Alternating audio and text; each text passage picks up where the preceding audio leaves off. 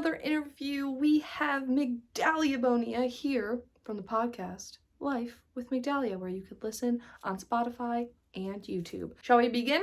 Yes. Perfect. What actually ended the friendship? What actually ended the friendship was me finding out that she was going behind my back and telling other people my business and things that I said that really shouldn't have been said. It was more so like an opinion, and my opinion of said person was none of their business. And I just had that intuition like, okay, I really should not be telling her things, so I should have listened to that. But it was just an accumulation, and that was the cherry on top of me completely ending it. Right. How did the breakup make you feel at first?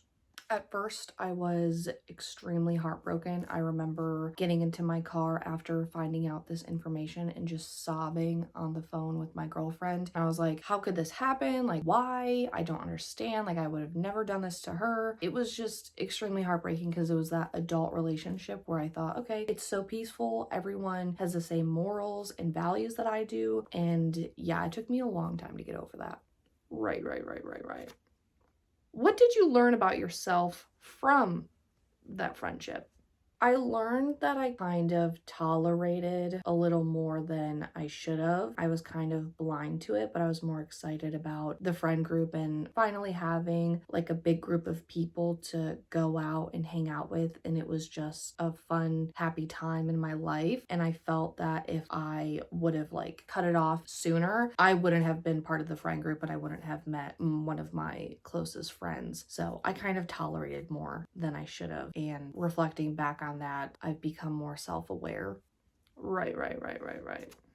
What signs did you miss before it ended? The signs I missed was mainly my intuition. Like every time I wanted to tell her something, my intuition would be like, nope, don't tell her, don't tell her. Like it was a block almost preventing me from telling her. Another way of like accumulating is anytime that I was interested in someone or like wanted to pursue it in a way of it's like, oh, they're cute or they're attractive or whatever, she would immediately like go after them almost on purpose as a competition when there really wasn't a competition. But me at first, like I really didn't care because I shortly came out after that and I was like, yeah, it's not that big of a deal. But like she would just make everything else a competition, or she would talk about me and my girlfriend behind her back saying, oh, why does she always talk about her girlfriend? Like it's so annoying. But then ask me questions about my girlfriend, like without bringing it up. Well, me bringing it up because I made a promise of like, I'm not going to bring this up unless somebody asks. But then she would like say it was annoying and then ask me. And then her,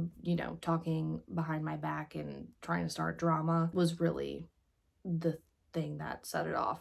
Right. Do you want closure or do you just want peace?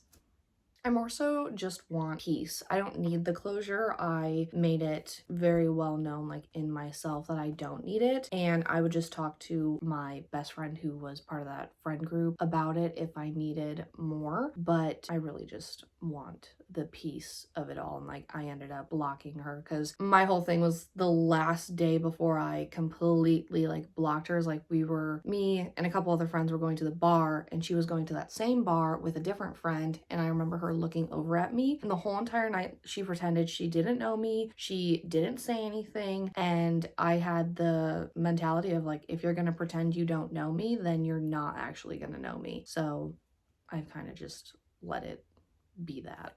Right. What's the craziest thing a friend ever did that made you end it?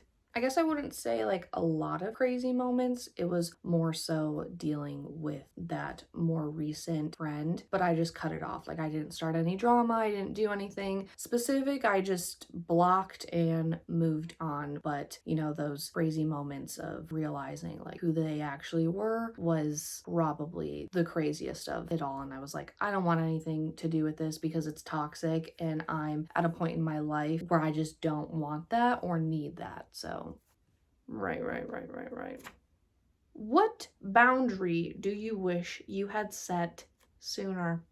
I wish I would have been more clear and direct about things. Like, coming to mind of when she was upset with me, she kind of just ignored me instead of like actually talking about the problem. So I always had to, be the one to initiate that conversation of like, hey, are you upset with me? Like, I don't know what I did. And the boundary I should have had was being more clear and direct, or just like saying, you're not gonna treat me like this because that's not fair. Like, if you have an issue, talk to me about it and we can move on, instead of just ignoring me a whole entire night and basically beat myself up over something that could have been solved so quickly. So I think being more clear and direct is a boundary for myself that I have set. Right. Well, that's all for today, everyone. We will see you next time and have a great weekend.